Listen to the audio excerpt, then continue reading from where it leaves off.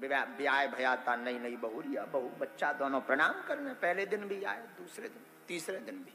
अचानक हमारी बुद्धि में वायरस भर गया और हमने देखो सो जौन नौ ब्याह बहु तो बिटिया दारू पियत रहा है। हमारी बुद्धि में कौन ने भीतर से जवाब था।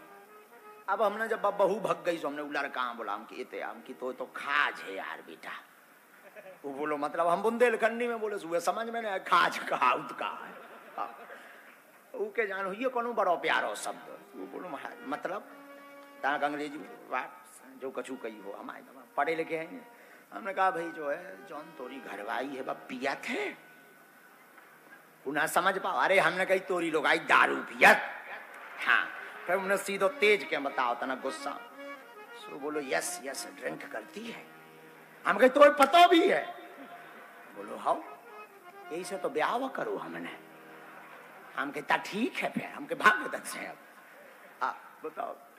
अब हमने जो उसका बालक का पिता था वो रेड्डी हमारे चेला है। हमने बोला हम किधर आओ कि तुम्हारा लड़का भी पिया तो जो ना ब्याह हुआ बहू भी पिया, दो ही पिया। उसने कहा बोला महाराज क्या करें, हमने तो खूब रोका पर जो आजकल लवेरिया खतरनाक चलो जो अपने मन की शादी भाई उस चक्कर में जो दोनों बर्बाद हैं। हमने कहा भाई और तो सब ठीक है, हमें चिंता आने वाली पीढ़ी की है। कल के दिन अगर इनके लड़का बारे होवेंगे और लड़का अगर रोएगा तो ये मोंगाएंगे नहीं, 2 ढक्कन दारू पिवा के सुला देंगे बच्चा। क्या टेंशन है भैया, बड़ा विचित्र जवाब। अब हमने पूछा कारण क्या है, जवाब उन्होंने बड़ा खतरनाक दिया। बोले महाराज ये मॉडर्न जमाना है। शब्द सुनना, बोले क्या ये मॉडर्न जमाना। हमने कहा आग लगे तुम्हारे मॉडर्न जमाने में, हमारा वो जमाना बढ़िया है जिसमें माताएं पर्दे में, पुरुष की शब्दों की मर्यादा पर्दे में रहती। ध्यान से सुनो, अगर कम कपड़े पहनना ही मॉडर्न जमाना है तो तुमसे अच्छे तो पशु हैं जो बिल्कुल नहीं पहनते हैं। अगर कम कपड़े पहनना मॉडर्न जमाना है तो तुमसे बढ़िया तो पशु बढ़िया मॉडर्न है, बहुत पहले मॉडर्न हो चुके तो कभी पहनते ही नहीं है। मॉडर्न जमाने में अपने संस्कारों की बात मत लगाओ, संस्कारों का नाश मत करो। मॉडर्न अपने लिए होगा, संस्कार बनाए रखो। मैं प्रार्थना करता हूं व्यासपीठ से आप सबसे, तो ये संगति का असर है। वो लड़का ना पियत तो बाद में हमें पता चलो घरबाई के चक्कर में वो भी सीख गो। हाँ बड़ी विचार, मैं प्रार्थना करूं।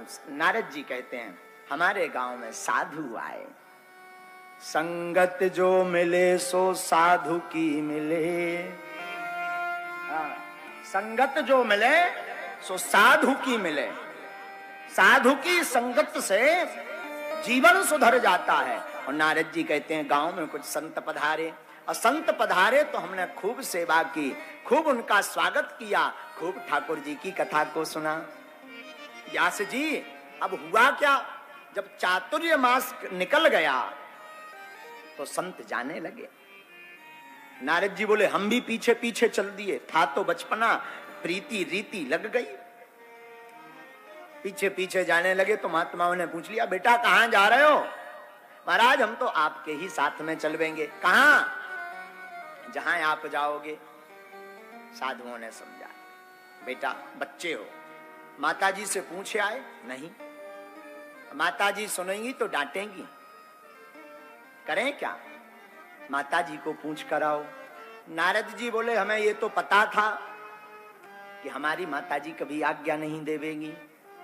फिर साधुओं ने कहा बेटा अभी तुम बच्चे हो, एक काम करो, इस माला को लो, इस मंत्र को लो और प्रतिदिन नाम जप करो। जब माताजी आज्ञा दे दें तो आ जाना हमारे पास। और सभी महात्मा बोले महाराज, सभी महात्मा चले गए वन की ओर। हम भी घर पर लौट आए मायूस होकर के। घर आए तो घर पर आकर के रोज माला करने लगे कि कभी तो माला सिद्ध हो गईगी और कभी ना कभी तो हम साधुओं के चरणों में पहुंचेंगे। रोज जप करने लगे। अच्छा माताओं को बड़ी टेंशन हो जाती है, बेटा 2-4 दिन चंदन लगा ले, 8-10 माला खिसकाने लगे तो माता जी को टेंशन हो जाती कहीं बेटा बाबा ना बन जाए। बेटा चोर बन जाए कोई दिक्कत नहीं, डकैत बन जाए कोई दिक्कत नहीं, दबंग बन जाए कोई दिक्कत नहीं, पर बाबा ना बनने पाए। बाबा बनने में बड़ी टेंशन। माता जी की धड़कन तेज हो जाती है, तो माता जी को बड़ी टेंशन होने लगी। नारद जी बोले हमारी माता जी को इतनी टेंशन हो गई। व्यास जी से नारद जी कहते हैं कि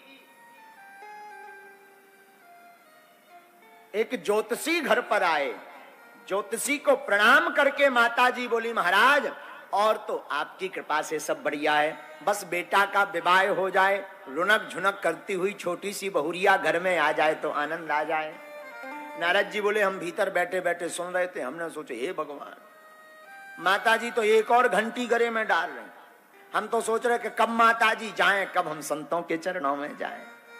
माता जी एक और आफत गले में डाल रही कि ब्याह हो जाए। जब शादी के लड़ुआ बड़े खतरनाक होते हैं, जिसकी हो गई वो भी रो लो, जिसकी नहीं भाई सो खुद रो लो के हो जाए। हाँ, और एक हास्य भाव में है, चित्त पे मत रखना है आप सब अपने। शादी एक महात्मा कह रहे थे बर्बादी का घर है, गले की खतरनाक घंटी है शादी। शादी के पहले साल तक तो देवी जी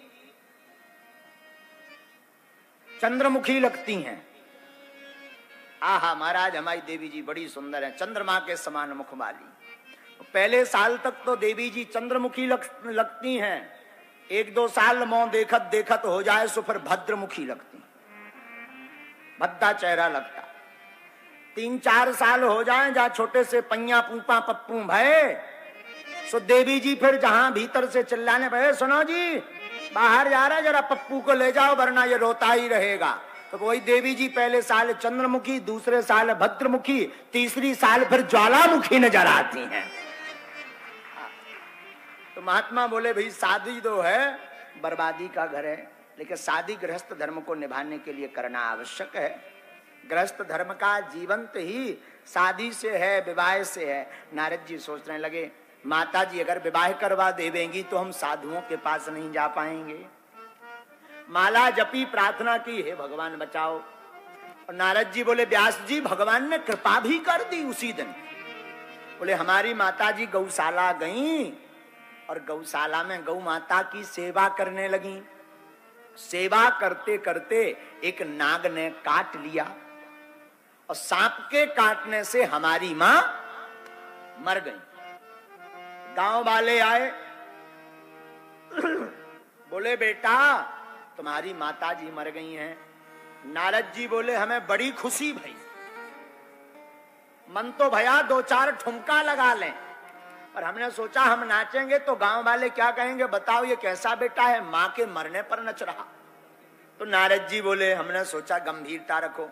हम गंभीर हो गए और जितनी संपत्ति थी सारी संपत्ति बेच दी और बेच करके माता जी की अंत्येष्टि में लगा दिया। और अंत्येष्टि में लगाया और अंत्येष्टि में लगा करके जिस दिशा में महात्मा गए हुए थे उसी दिशा की ओर हम भागे चले गए। महात्मा तो मिले नहीं। नारद जी बोले देखना भगवान कैसे कृपा करते हैं व्यास जी। वन में महात्मा तो कब के गए थे, अब कहां मिलेंगे, पर चलते चलते हम थक गए तो एक सरोवर के पास जल पीकर हम बैठ गए। स्नात्वा पीत्वा हृदये नद्या उपसृष्टौ गतश्रमः। श्रम चला गया, जो शरीर में थकावट थी थकावट दूर हो गई, मन शांत हुआ। तो बोले हमने माला ली और माला लेकर के प्रभु का ध्यान करने लगे और ध्यान बड़ा सुंदर किया। कस्तूरी तिलकम ललाटु पटिले वक्षस्थले कौस्तुभम नासाग्रे वरिमौक्तिकं करतले वेणुर्कड़े कंकणम् सर्वांगे हरिचंदनम सुललितम कंठे च मुक्तावली गोप स्त्री परिवेष्टितो विजयते गोपाल चूड़ामणि। जहां आंखें बंद की, हमारे श्याम सुंदर चित्त स्वरूप में प्रकट हो गए। चतुर्भुज रूप लेकर के भगवान प्रकट भये।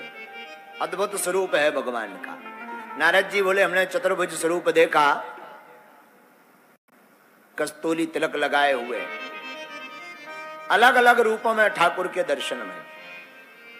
श्री हरि के दर्शन इतने मधुर हैं, नारद जी बोले कि चित्त चिपक गया। आंखें अब जो है देहाभिमान भी नहीं रहा, केवल प्रभु के दर्शन के लिए चित्त चिपका रहा। लेकिन तब तक एक लीला हुई। बोले क्या लीला हुई? बोले कुछ ही देर में भगवान चित्त से गायब हो गए। नारद जी बोले मन छटपटा पड़ा।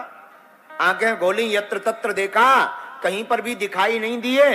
तो जिस प्रकार जल से बिलप करने पर मछली फड़फड़ाती है, गाय दोहते समय बछड़े का मुंह पकड़ के बांध दो तो जिस प्रकार बछड़ा फड़फड़ाता मां के पास जाने को, भूखा बालक मां की गोद में पहुंचने के लिए जिस प्रकार तड़पता है, उसी प्रकार हमारा मन भी पुनः गोविंद दर्शन करने को तड़पने लगा।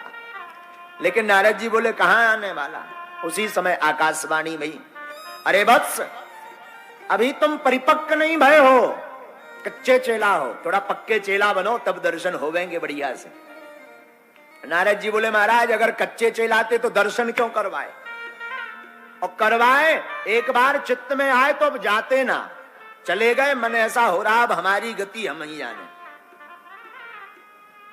आकाशवाणी में कहा वत्स, इसलिए हमने दर्शन दिए, कहीं तुम ये ना सोचने लगो कि साधु जो बता गए थे भगवान कोई होते, ठाकुर जी होते, कोई कपोल कल्पना समझने लगो। तो तुम्हें प्रमाण पत्र देने के लिए ही हमने जो है अपना स्वरूप विग्रह प्रकट किया। नारद जी कहते हैं व्यास जी कुछ दिन ऐसे ही बीत गए और भगवान ने अपने गर्भ में जब संपूर्ण सृष्टि को धारण किया, प्रलय पड़ गया, तो हम भी भगवान के उदर में पहुंच गए। लेकिन इतनी साधु संगति के कारण, इतनी कृपा के कारण हमारा जीवन मंगलमय हो गया। और दूसरा जब हमारा जन्म हुआ तो ब्रह्मा जी के मानस पुत्रों में नारद जी के रूप में हम प्रकट भये। बोले ये कृपा है, गुरु कृपा। इसे क्या कहते हैं?